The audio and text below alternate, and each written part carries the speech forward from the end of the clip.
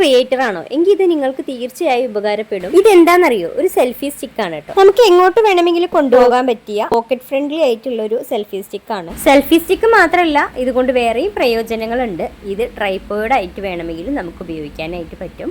അത്യാവശ്യം ഹൈറ്റ് ഉണ്ട്. ഇതിൽ ലൈറ്റ് ഒക്കെ വരുന്നുണ്ട്. അതിന്റെ ബാക്കിൽ ഒരു ചെറിയ സ്വിച്ച് ഉണ്ട്. അത് ജസ്റ്റ് ഒന്ന് പ്രസ് ചെയ്ത് കഴിഞ്ഞാൽ ലൈറ്റ് കത്തും. എനിക്കിത് നന്നായി തന്നെ ഇഷ്ടപ്പെട്ടു. എങ്ങോട്ടെങ്കിലും പോകുകയാണെന്നുണ്ടെങ്കിൽ നമുക്ക് ബാഗിലൊക്കെ ഇട്ട് കൊണ്ടുപോകാൻ പറ്റിയൊരു സെൽഫി സ്റ്റിക്ക് ട്രൈപോഡാണ്. ഞാനിത് മീഷോന്നാണ് കേട്ടോ പർച്ചേസ് ചെയ്തത്. ഇതിന് റേറ്റ് വരുന്നത് 200-ലും താഴെയാണ്.